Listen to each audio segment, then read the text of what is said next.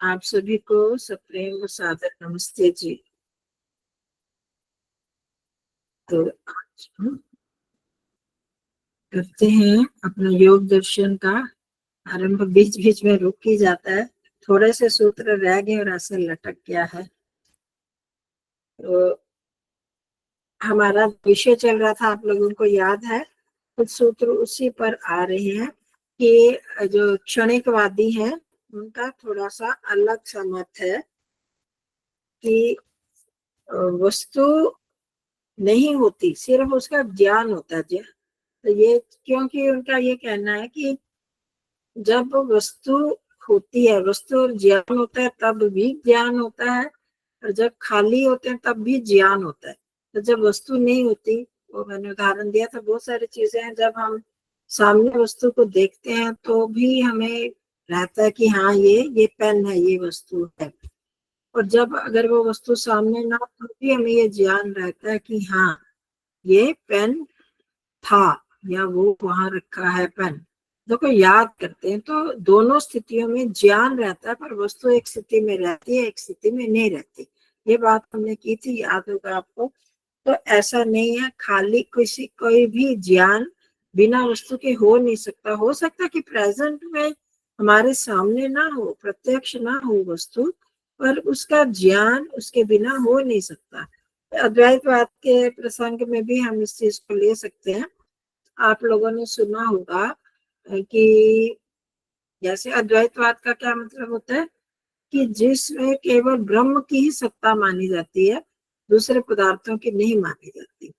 तो उसके लिए वो क्या उदाहरण देते हैं, बहुत सारे उदाहरण देते हैं। जैसे रस्सी रस्सी है, सांप नहीं है, परंतु जब किसी को लगता है कि ये सांप है तो उसको सांप मानने लगता है।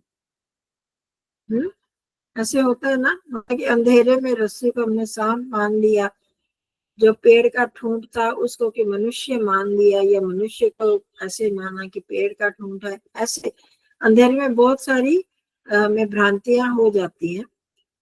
परंतु अब वो भ्रांति होते हुए भी ये अद्वैतवादियों का कहना होता है कि अब जैसे रस्सी में सांप का भ्रम है, ऐसे ही हमें संसार की वस्तुओं में वस्तुओं का भ्रम होता है, पर वास्तव में वो है नहीं, ब्रह्म परमात्मा ही है। भ्रम मतलब भ्रांति, शंका होती है। तो इसमें आप सोचिए, अगर सांप की सत्ता ही ना हो दुनिया में, सांप नाम की कोई वस्तु ही ना हो, तो क्या ये भ्रम हो सकता है? रस्सी को देख के हम कह सकते हैं कि ये सांप है, ये रस्सी है?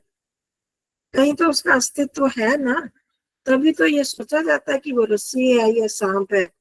वहां पर ना हो, रस्सी ही हो, सांप नहीं है, पर उसमें तभी भ्रम होता है कि कहीं ना कहीं तो सांप होता ही है, उसकी सत्ता होती है, मतलब कहने का कि उसका अस्तित्व है। तो इसी तरह से यहाँ भी ये कहा जा रहा है कि वस्तु तो है नहीं है, पता नहीं, ज्ञान तो है ही, वस्तु नहीं भी हो सकती, बिना वस्तु के भी ज्ञान होता है। जबकि सिद्धांत वादी जो हम पढ़ रहे हैं उसके आधार पर यही है, और हमारे व्यवहार में भी यही चीज आती है कि वस्तु भी है और ज्ञान भी है। बिना वस्तु के उसका ज्ञान हो ही नहीं सकता, क्योंकि अलग अलग ज्ञान अलग अलग ज्ञान होते ही हैं। तो अब यहाँ पर उसी चीज को आगे बढ़ाते हुए कहा कि 15वां सूत्र, वस्तु साम्ये चित्त भेदात् तयोर विभक्तः पंथः। अगर ये माना जाए कि वस्तु नहीं है, सिर्फ ज्ञान ही ज्ञान है, तो क्या होगा कि अगर खाली ज्ञान ज्ञान हो तो सबको एक सा ज्ञान होना चाहिए ना, ज्ञान आ जाना चाहिए। या वस्तु, अलग अलग वस्तु का ज्ञान नहीं होना चाहिए। अब हम देखते हैं कि अलग अलग वस्तुओं का भी और एक ही वस्तु में अलग अलग ज्ञान भी होते हैं। वहां पर क्या, वस्तु साम्य, वस्तु एक होने पर भी, तो चित्त भेदात, अलग अलग चित्तों में, चित्त के भेद होने से, तो उसमें क्या होता है, अलग अलग चित्त में मतलब ज्ञान की भिन्नता होने से वस्तु और ज्ञान की अलग अलग सत्ता हमें प्रतीत होती है। मतलब कि वस्तु अलग और ज्ञान अलग है, दोनों एक चीज नहीं है, यहाँ ये बताना चाह रहे हैं। वो कैसे सिद्ध कर रहे हैं कि बहुत सारे एक वस्तु, कोई एक वस्तु है और अलग अलग बहुत सारे लोग उसको देख रहे हैं, तो हम क्या करते हैं कि एक पदार्थ का भी अलग अलग तरह से सबका ज्ञान भिन्न भिन्न प्रकार का होता है। ऐसा अनुभव में आया, एक पदार्थ किसी को अच्छा लगेगा, किसी को बुरा लगेगा। बर्फ है, किसी को गला खराब कर देती है, उससे वो दुख देने वाली लगेगी, और किसी को बहुत गर्मी है अंदर तो वो खाएंगे तो उसको ठंडा बहुत अच्छा लगेगा। होता है ना, एक ही वस्तु होने पर भी अलग अलग चित्त में अलग अलग ज्ञान होने से मेरे को वही वस्तु गलत गंदी लग रही है। अब मोमोज वगैरह जो आजकल के लोग खाते हैं, हम में से साधकों में से किसी को कहा जाए तो हमें वो पसंद नहीं होगा, वो चीज से हम दूर हटेंगे, और दूसरे लोग जो उसी चीज को बड़े सुख से खाएंगे, उनके लिए वही सुखकारी वस्तु है। तो अलग अलग चित्त होने से, तो अब यह नहीं है कि वो वस्तु एक कल्पना मात्र है।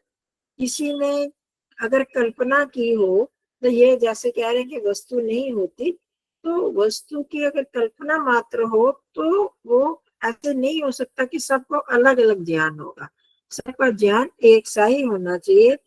इसको मैं बहुत विस्तार में ही नहीं कर रही, क्योंकि हमारे लिए बहुत उपयोगी इस तरह से नहीं है। एक सिद्धांतवादी, एक सिद्धांत की बात है कि वस्तु भी होता है और उसमें उसका ज्ञान भी होता है। अगर ऐसा ना हो तो फिर ऐसा नहीं हो सकता कि हर व्यक्ति को अलग अलग ज्ञान होगा, या एक वस्तु की उपस्थिति होने पर सबको बहुत सारे ज्ञान हमारे सामने आ जाते हैं। आप लोगों ने वो कहानी सुनी हुई है शायद, पहले भी मैंने कभी किसी प्रसंग में उदाहरण दिया है। बहुत सारे अंधे थे, अंधों और वहां पर हाथी है, हाथी को कहते हैं देखो क्या है, क्या वस्तु है। तो जो उसकी टांगों को हाथ लगाता है कहते खंबे जैसे है, जिसने कानों का हाथ लगाया पंखे जैसे, सूंड को लगाया उसने रस्सी जैसे, सांप जैसे कह दिया। तो सब ने अलग अलग तरह से उसको बताया। कहने का मतलब कि एक ही या एक भी स्थान पर हम स्पर्श करते हैं तो सबको उसका अलग अलग सा ज्ञान होता है। तो इन सब प्रयोगों से सिद्ध होता है कि वस्तु की सत्ता है, और वो एक वस्तु भी उसकी कल्पना मात्र नहीं है। वो वस्तु सबको उसका अलग अलग तरह से ज्ञान हो रहा है, तो इसका मतलब उसकी सत्ता है, खाली ज्ञान नहीं है। बस इतना समझना है आपने। इसी में अगला सूत्र, न चैकचित तंत्रम वस्तु तद अप्रमाणकम तदा किम स्यात्। ये 16वां सूत्र है, ये एक वाक्य की तरह बनाया है इन्होंने। न चैकचित तंत्रम वस्तु तद अप्रमाणकम तदा किम स्यात्। मतलब किसी भी एक वस्तु की सत्ता जो है एक चित्त के अधीन नहीं होती, बहुत सारे। लेकिन मेरा चित्त अलग है, आपका चित्त अलग है, सबके अपने अपने चित्त है ना। सबका उसका जो ज्ञान होता है वो सब अलग अलग चित्त वाले देखते हैं। जैसे अभी पहले बात हुई कि उनका जो ज्ञान है अलग अलग प्रकार से होता है। तो इसी तरह से जो एक वस्तु की सत्ता है, अलग अलग चित्त होने पर उसकी अलग अलग सत्ता सब मानते हैं, अलग अलग तरह से उसको स्वीकार करते हैं, तो अलग अलग चित्तों में है। तो जिस काल में चित्त वो नहीं जानी जा रही, कई बार होता है कि वो वस्तु तो पड़ी, हमारा ध्यान ही नहीं गया। बहुत बार हम कोई चीज सामने पड़ी होने पर भी हमारा ध्यान उस पर नहीं जाता और हम उसको नहीं जान पाते। तब वो कह रहे हैं कि तदा किम स्यात्, अगर वो वस्तु उस समय नहीं जानी जा रही, मैंने नहीं जानी, तो क्या हम उस वस्तु का अभाव मान सकते हैं कि वो वस्तु है ही नहीं। एक ही बहुत हमें कई बार रसोई में ढूंढ रहे होते हैं चाकू या कोई और चीज ऐसी ढूंढ रहे होते हैं, तो नहीं मिलती भीड़ भाड़ में या जल्दी में नहीं मिलती, और कुछ समय बाद वहीं पर कहा नहीं वहां पर देखो, वहां जब ढूंढो वहां पर पड़ी है वो वस्तु, या चाकू पड़ा है, कलछी पड़ी है। तो जब दोबारा ही वो व्यक्ति वहां जाता है और देखता है तो उसको वो चीज मिल जाती है। ऐसा सबके साथ हुआ होगा। पहले क्या होता है कि हम बहुत बार पता नहीं कहाँ पड़ी है चीज, हम ऐसे उखड़े उखड़े मन से देखते हैं, दोबारा जब कहा जाता है नहीं वहां पर ही पड़ी है ध्यान से देखो, तो देखते हैं तो वो वस्तु दिखाई दे जाती है ना। तो अब यहाँ पर इनका प्रश्न है कि अगर वो वस्तु ना हो तो एक समय पर जब हमको दिखाई नहीं दे रही तो क्या वो वस्तु का हम अभाव मान, जिसको नहीं दिखाई दे रही क्या उसका अभाव मान लिया जाएगा? ऐसा नहीं है। वो अब कई बार चंचलता का, जब उनका प्रभाव होता है, चंचलता है, हमें वो चीज नहीं दिखाई दे रही तो वो हमें लगता है कि नहीं है वो वस्तु, पर जब वो स्थिरता आ जाती है, सत्व गुण हो गया, तो वही वस्तु दिखाई देने लगती है, तो उसका अभाव नहीं होता, वो वस्तु की सत्ता रहती है। अगर मेरे को नहीं ज्ञान हुआ तो हम ये नहीं कह सकते कि वो वस्तु है ही नहीं, वो एग्जिस्ट ही नहीं करती। वस्तु होते हुए भी हमें कई बार उसकी सत्ता का भान नहीं होता। तो इससे भी पता चलता है कि वस्तु की सत्ता होती है, खाली ज्ञात नहीं होता। बस इतना समझ लीजिए। आप वहां पर यहाँ शंका जब इन्होंने उठाई कि वस्तु का कभी ज्ञान होता है कभी नहीं होता, तो ऐसा क्यों हो जाता है? जब वस्तु है तो फिर क्यों होता है कि वस्तु का ज्ञान नहीं होता? ये अब हमारे काम की चीज आई। तो तद उपरागापेक्षित्वात् चित्तस्य वस्तु ज्ञाता ज्ञातम है। तद उपरागात् उपराग अपेक्षित्वात् चित्तस्य वस्तु ज्ञात अज्ञात। तो उस जो वस्तु पड़ी है, कोई वस्तु हमारे सामने है, अगर हम चित्त का उसके साथ उपराग संयोग हो जाता है, उसके साथ वो जुड़ जाते हैं, अगर चित्त हमारा ज्ञान मन उस वस्तु के साथ जुड़ गया तो हमें उस वस्तु का ज्ञान होगा, और अगर नहीं जुड़ा तो नहीं ज्ञान होता। अभी जो अब हमने पहले उदाहरण दिया, तो अब ऐसे क्यों होता है कि कभी तो वो वस्तु पता चल जाती है और कभी नहीं पता चलती, और आप कह रहे हो कि वस्तु की सत्ता होती है। तो उसमें बताया कि जब हमारा चित्त उस वस्तु के साथ जुड़ जाता है, उपरक्त हो जाता है, उसमें जुड़ जाता है, उसका उसके साथ संयोग हो जाता है, तब तो उस वस्तु का ज्ञान हमें हो जाता है। और जब वो चित्त उसके साथ नहीं जुड़ता तब वस्तु का ज्ञान नहीं होता। इसी तरह बहुत बार अब हम सांसों को देख रहे हैं, अब सांसों का ज्ञान कई बार हो रहा है नहीं हो रहा, तो उसका क्या मतलब है? मैं बीच में बोलती हूँ ना कि अगर जिसको सांसों का ज्ञान नहीं हो रहा, नहीं भान हो रहा, तो इसका मतलब आपका मन कहीं और है, चित्त जो है उसके साथ नहीं जुड़ा। तो वही चीज यहाँ पर बता रहे हैं, किसी भी वस्तु का ज्ञान तब होता है जब चित्त उसके साथ जुड़ जाता है, बाह्य वस्तु। अंदर भी जब हम उसके साथ जुड़ते हैं, मन को जोड़ते हैं, तभी ज्ञान होगा। अंदर से भी आंखें बंद करके भी अपने हाथों को अनुभव करो, अपने कंधों को अनुभव करो, आप देखेंगे हमेशा तो नहीं कर रहे होते, कभी कर लेते हो अनुभव। अगर मन आपका वहीं टिका है तब तो उस अंग को, उस शरीर के उस भाव को हम अनुभव कर लेते हैं। और बहुत बार हमारा मन कहीं और होता है, हम मन को वहां नहीं जोड़ पा रहे, कहीं दर्द में बैठे हैं या किसी और विचार में ऐसे डूब गए हैं, तो हमारा मन वहां पर नहीं लग पाता और उस वस्तु का ज्ञान भी नहीं होता। तो उसी चीज को कभी कोई वस्तु ज्ञात हो जाती है, कभी नहीं होती। तो इसका कारण फिर क्या है? जब आप कह रहे हो कि वस्तु की सत्ता है, तो फिर ऐसा क्यों होता है? तो उसका इन्होंने कारण बताया कि चित्त के साथ जुड़ने पर ही उपरागात चित्त से, चित्त के साथ जब वो वस्तु जुड़ जाती है तभी उसका ज्ञान होता है, और नहीं जुड़ती अगर तो अज्ञान, वो ज्ञात नहीं रहती, उसका ज्ञान नहीं होता, भान नहीं होता। आगे बात समझ में। तो अब हमने क्या करना है? हमने भी जहां पर जिस वस्तु को जानना चाह रहे हैं, अभी तो बाह्य वस्तुओं को जानना चाह की बात यहाँ चल रही है, हम अंदर की भी वस्तुओं को जानना चाहते हैं, तो मन को जब उसके साथ जोड़ते हैं तभी हमें उसका ज्ञान होगा। ये हम बहुत बार इस चीज को देख चुके हैं। अब आपने अपने स्तर पर कहाँ तक जाना इसको या नहीं जाना, तो हम आज भी जब ध्यान करेंगे तो इसको ध्यान से करना कि सचमुच हमें अब ज्यों ज्यों अब सांसों को देखना है, सांस अंदर जा रहा है बाहर जा रहा है, कई बार क्या होता है कि हम उथले उथले रूप में देखते हैं कि हाँ सांस चल रही है, पर हमें ये नहीं पता सांस अंदर जा रही है कहाँ तक जा रही है। वो तभी होगा अगर हमने चित्त को वहां पर अच्छी तरह से जोड़ दिया, अगर नहीं जोड़ा तो फिर नहीं हो पाएगा। समझ में आई बात? तो उस चीज को यहाँ पर हमने जब भी ध्यान करें या पढ़ाई का कोई काम करें तो हमें वो ज्ञान हो रहा है या नहीं।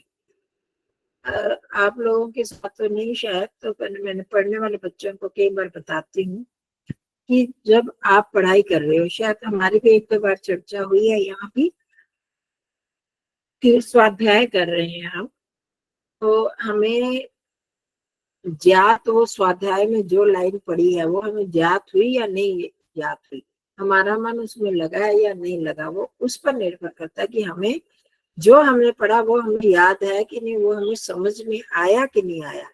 अगर से मन हमारा लगा होता है तो हमें पता चल जाता है कि हमने ये चीज पढ़ी है, ये पंक्ति पढ़ी है, ये पैरा पढ़ा है, इसमें क्या क्या है, इस मंत्र में क्या क्या था, तो वो हमें याद रहेगा। अगर चित्त वहां जुड़ा होता है वो ज्ञात हो जाती है। और अगर नहीं हम उसके साथ जुड़े, चित्त नहीं जुड़ा, तो हमें उस पढ़े हुए का भी स्वाध्याय का भी हमें पता नहीं चलता। ये हमारा रोज का अनुभव होगा, बहुत लोगों का होगा कि ये शिकायतें आती भी हैं कि हम स्वाध्याय करते हैं पर हमें थोड़ी देर बाद याद ही नहीं रहता। थोड़ी देर बाद क्या, उसी टाइम भी अगर पूछा जाए नहीं याद रहेगा, क्योंकि हमने ऊपर ऊपर से पढ़ लिया पर चित्त को, मन को वहां पर नहीं जोड़ा, समझने की कोशिश नहीं की कि यहाँ पर क्या कहा जा रहा है। तब तक हम फिर उस स्वाध्याय किए हुआ भी बेकार चला जाता है, हमें याद ध्यान ही नहीं रहता कि क्या किया क्या नहीं। तो हमने क्या करना है कि जो भी शुभ काम, अच्छा काम कर रहे हैं तो उस चित्त को वहां पर लगाएंगे तो वो ज्ञात हो जाएगा, वो वस्तु या वो ज्ञान। और नहीं लगाएंगे, चित्त इधर उधर है, तो उसको फिर हम जान नहीं सकते। तो ये हमारे लिए इसकी उपयोगिता बस इतनी। हाँ जी संतोष पात्र जी, आप कुछ पूछ रहे थे। मैंने इसका मतलब हुआ चित्त बाह्य वस्तु के जो संबंध होता है, जब इंद्रियों के माध्यम से ही इसके साथ संबंध होता है, वही सारांश यही हुआ। मन बाह्य वस्तु के साथ जो संबंध बनता है वो इंद्रियों के माध्यम से, यही हुआ ना। जो जिस वस्तु का ज्ञान होता है, हाँ, जिस वस्तु के साथ चित्त संबंध बनाता है वो कैसे होता है बाह्य वस्तु के साथ, वो हाँ, इंद्रियों और के माध्यम, बाह्य वस्तु से तो इंद्रियों के माध्यम से ही होगा। हाँ, आंखों से होगा, ये स्पर्श से हो तब सकता तब है। ये ज्ञात वाला वस्तु रहेगा, जब चित्त उसके साथ संबंध नहीं रहेगा तब ये अज्ञात रहेगा, ऐसा है ना। ये ऐसा है कि जब हमारा चित्त एक जगह पे ठहरेगा तो उस वस्तु का ज्ञान होगा, और हाँ, अगर चित्त वहां पे नहीं है तो उस वस्तु का ज्ञान नहीं होगा। एग्जाम्पल हम अपना वही आत्मनिरीक्षण कर हाँ, सकते हैं वही वही वही वही वही वही कि इंद्रियों से, हम जब स्वाध्याय, इंद्रिय की तो आवश्यकता है ही। जब तक इंद्रिय से संपर्क नहीं होगा तब तक नहीं होगा, तब तक हो ही नहीं सकता। उसकी सत्ता हमें पहले इंद्रिय से दिखेगी, और जब मन उसके साथ जुड़ेगा तो हमें पता चलेगा कि हाँ वो वस्तु वहां है नहीं है। तो इंद्रिय का सन्निकर्ष तो आवश्यक है ही। आज मेरे को लग रहा है इस लैपटॉप में कुछ परेशानी, मतलब कि आप आवाज ढंग से नहीं मतलब स्पष्ट नहीं आ रही, कुछ परेशानी है आवाज में। चलिए उसको देखते हैं बाद में। आपको तो मेरी स्पष्ट आ रही है ना आवाज।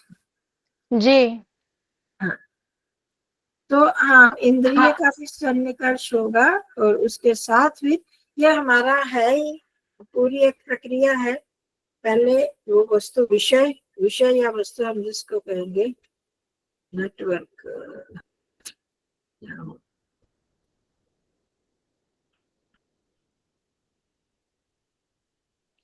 संतोष जी, जैसे माता जी ने अभी उदाहरण दिया ना कि ध्यान में अभी वही करना है, जब मन को हम कहीं लेके गए तभी उसी की हमें संवेदना होगी, अर्थात वहां पे हमारा ध्यान है, मतलब चित्त वहां पे लगा हुआ है, तभी उस वस्तु का ज्ञान हो रहा है, चाहे वो आंतरिक रूप से ले तो लो, हम चाहे बोलते वो हैं, बाह्य रूप से अभी ले जो लो। कहा जाता है ध्यान के समय चित्त को अभी मन हाँ स्वास्थ्य पर ले आओ, तो वही हुआ जी, ना, वही हुआ। हाँ हाँ, तो वही यही तो ये यही हमें, यही यही मैं बताना चाहता, यही मैं बोलना चाहता हूँ। जी, तो इसी को हमें प्रैक्टिकल रूप से भी ध्यान में करना है, मतलब मूल बात ये है।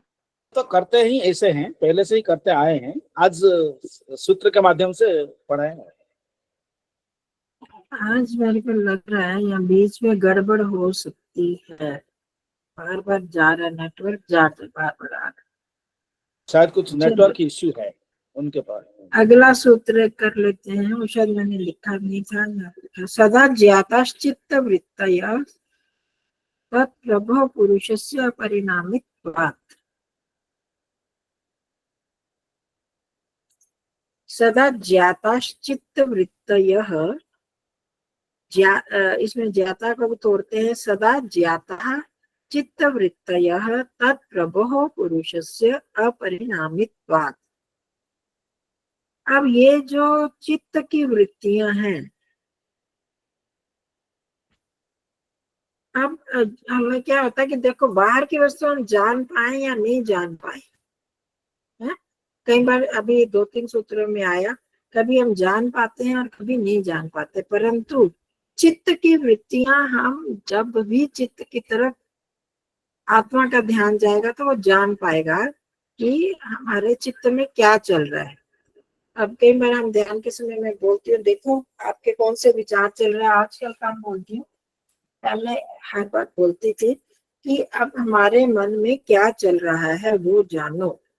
तो अब ये कहते हैं कि चित्त किसी वस्तु को कभी जानता है कभी नहीं जानता, परंतु वो चित्त को तो पुरुष हमेशा जानता है। पुरुष मीन आत्मा, आत्मा चित्त को हमेशा जानता है, वो उससे अलग नहीं हो सकता। अगर वो चित्त की तरफ जुड़ा, मैं क्या कर रहा हूँ, मेरे अंदर क्या चल रहा है, क्या विचार है, हम क्या कर रहे हैं, वो आत्मा हमेशा जानता है चित्त को। क्योंकि ये जो विषयाकार चित्त, अगर चित्त उसमें लग गया, उस वस्तु में चित्त लग गया उस विषय में, तो आत्मा उसको जानेगा।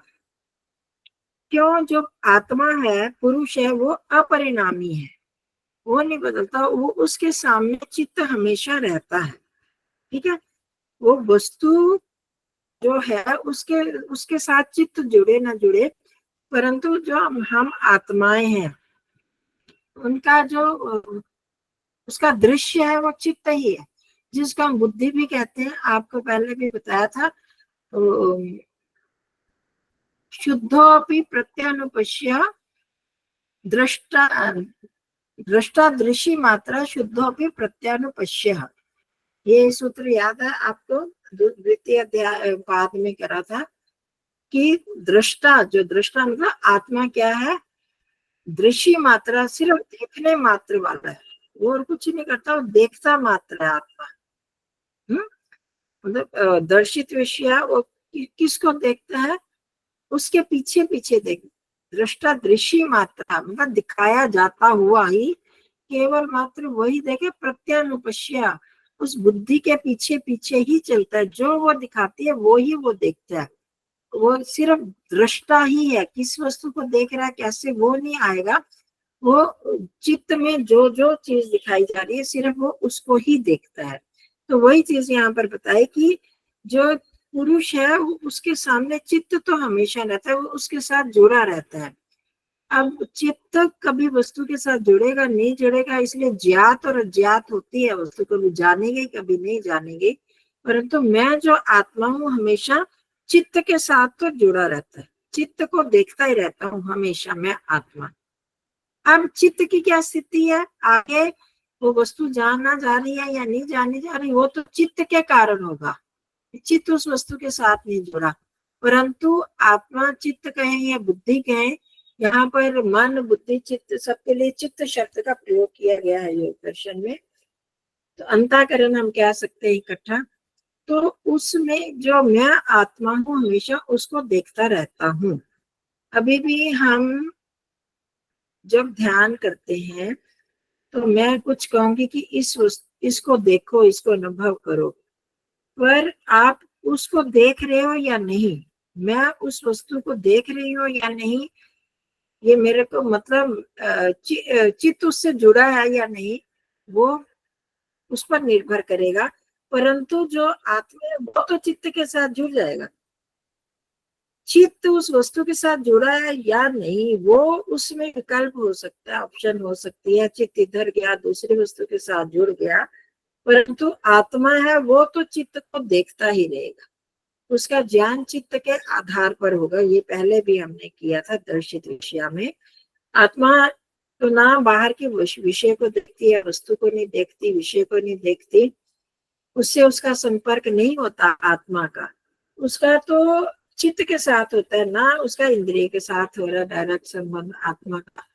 वो चित्त के साथ उसका संबंध जुड़ता है। अब चित्त आंखों को देख रहा है, हमने आंखें बंद की, अपनी आंखों को अनुभव करो। आप जरा अभी करके देखना, अपनी आंखों को अनुभव करो। हम कह रहे हैं तो अगर मैंने चित्त को, मन को आंखों पर लगाया है तो मुझे अनुभव में होंगे। इसको अभी दोनों तरह से करके देखिए। आंखों, अपनी आंखों को अनुभव कीजिए। आपने आंखें बंद की और अपना मन कानों पर ले जाओ तो देखो आंखें अनुभव में आ रही हैं, आती है। मुझको पता चलता है कि मुझे तो आंख पता ही नहीं, मुझे तो कानों का पता चल रहा है। अब चित्त को हम कानों की तरफ ले गए तो अब चित्त और उस वस्तु का आंखों का संपर्क नहीं हुआ तो हमें वो वस्तु अज्ञात होगी। परंतु आत्मा तो चित्त को देख रही है। मैं चित्त जो है, मन वो कानों की तरफ गया तो कान दिखाई दे रहे हैं, कानों की होती हुई आंखों की नहीं हो रही, क्योंकि चित्त उससे जुड़ गया। परंतु आत्मा हमेशा ही, यहाँ ये बताना चाह रहे हैं कि आत्मा और चित्त का संपर्क हमेशा रहता है। समाधि अवस्था को छोड़ दे, सामान्य अवस्था में हमेशा उसको वही ज्ञान होता है आत्मा को जो चित्त उसको दिखाता है, वो उसके साथ जुड़ा रहता है। तो ऐसा क्यों होता है कि वो इसलिए क्योंकि पुरुष जो है अपरिणामी है, उसमें परिवर्तन नहीं होता। हम करते हैं ना स्थिर है, आत्मा एक जगह स्थिर है, वो वहीं पर बैठा, वो जो जो मन उसको दिखा रहा है, चित्त दिखा रहा है, बुद्धि दिखा रही है, वही आत्मा उसको ही अनुभव करता है, क्योंकि वो अपरिणामित, वो अपरिणामी होती है। आत्मा में परिवर्तन नहीं होता, इसलिए वो सिर्फ चित्त में प्राप्त होने वाली वस्तु को ही देखता है, वो वैसा ही हो जाता है। वो था ना अयस्कांत वाणी वाला भी उदाहरण हमने पढ़ा था वहां पर, ग्रहत्री ग्रहण ग्राह्येषु ततस्त तदंजनता, ग्रहत्री ग्रहण ग्राह्येषु ततस्त तद अंजनता समापत्ति। ये द्वितीय अध्याय में था, नहीं प्रथम में ही था, प्रथम पाद में। तो मतलब चित्त जब उस वस्तु की प्रति आकृष्ट हो जाता है तो वही उसको ग्रहण हो जाता है, वस्तु के आकार वाला ही बन जाता है चित्त, और आत्मा उसको देखता है। ठीक है, ये बात समझ में आई। तो क्या यहाँ पर स्थित है आत्मा में, पर ये इस दृष्टि से आत्मा में तो ऐसे परिवर्तन नहीं होता, परंतु वो सिर्फ चित्त को ही देख रहा होता है। तो चित्त, उसको चित्त में परिवर्तन हो सकता है, उस दृश्य में परिवर्तन हो सकता है। उनका संपर्क कहाँ कहाँ हो रहा है, कभी हम आंखों को देख रहे हैं, कभी हम शरीर के किसी भाग को देख रहे हैं, कभी सांसों को देख रहे होते हैं। तो उस हिसाब से चित्त में परिवर्तन होते होते आत्मा सिर्फ उसको देखता है। कितनी बार हम आजकल कर ही रहे हैं, आप देखो, आत्मा पिछली बार भी करा था ना, आत्मा एक ही जगह स्थिर है, वहीं पर मन को टिका दो, तो उसके आसपास जो मानो घूम रहे हैं हमारे विचार, कुछ हुआ था इसमें अनुभूति, पता चल रहा था कि हम जब वहां पर टिक गए हैं, अब विचारों को वहां नहीं घुसने देना, कि मैं वहां पर स्थिर हूँ। जो शरीर के भागों को देखते हैं तो भी वही आत्मा उसी स्थान पर स्थिर हुए देखती है। ये आप लोगों ने अनुभव किया हमेशा। शरीर की अनुभूति होती है, सांसों की अनुभूति होती है, तो एक ही स्थान पर आत्मा बैठे करती है या अलग अलग स्थानों पर करती है? एक ही स्थान पर रहती है। एक ही स्थान पर होती है उसकी अनुभूति। आत्मा तो नहीं भागती ना, मन इधर उधर चला जाता है, एक स्थान पर स्थिर रहता हुआ। आत्मा में परिणाम, वो परिवर्तन नहीं होता, परिवर्तन चित्त में होता है, हमें ये समझना है। तो क्यों ऐसा क्यों होता है? क्योंकि आत्मा अपरिणामी है, वो उसका चित्त के साथ सदा संपर्क बना रहता है। हाँ जी जागृति जी, आप कुछ पूछना चाह रहे थे, बीच में हाथ खड़ा किया था। नहीं, वो वही वो चित्त और बुद्धि के विषय में पूछना था, क्योंकि आत्मा चित्त के साथ जुड़ी हुई रहती है या बुद्धि के साथ, क्योंकि पढ़ा था पहले कि आत्मा का निरीक्षण मतलब बुद्धि के साथ निकटतम संबंध है, मतलब बुद्धि जैसी दिखाएगी वैसा आत्मा देखेगा। लेकिन आपने वहां पे खोल दिया, पूरा अंतःकरण को ही यहाँ पे लेना है, जिसमें चित्त, मन, बुद्धि, अहंकार, मतलब सब आ गया उसमें, तो स्पष्ट हो गया। ठीक है, ठीक है। चलो, अब तो किसी ने बोलना नहीं, यहाँ परेशानी तो कुछ हो रही है। मेरी आवाज में तो स्पष्टता नहीं आती ना, बीच बीच में नेटवर्क गड़बड़ कर रहा है, तो पर आप लोगों को नहीं होनी चाहिए मेरी आवाज आती रहे, ठीक है। इसको हम सूत्रों को आवाज आ रही है आचार्य जी, नमस्ते। आपकी आवाज अभी ठीक आ रही है, आप बार बार मत करो, अच्छे से आवाज आ रही है आपकी, शुरू करो आप।